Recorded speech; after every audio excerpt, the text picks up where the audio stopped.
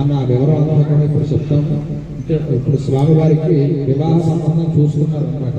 ఆ సంబంధం చూసిన తర్వాత వాళ్ళ యొక్క వివరాలన్నీ కూడా ఈ రకంగా ఉన్నాయి అని చెప్పి దానికి పండితులందరినీ కూడా పిలుస్తారు అనమాట. పిలిచి సభ ఏర్పాటు చేసి ఈయనకి వివాహ సమయం వచ్చింది కాబట్టి వారికి చక్కటి సంబంధాన్ని తీసుకురండి అని చెప్పి పంపించారన్నమాట పండితులందరినీ. ఆ పండితులు వెతకడానికి వెళ్ళారు. వరుడికి వధువుని, వధువుకి వరుడిని కూడా వెతకడానికి వెళ్ళి వారి యొక్క వివరాలన్నీ కూడా ఇప్పుడు చెబుతారు అన్నమాట.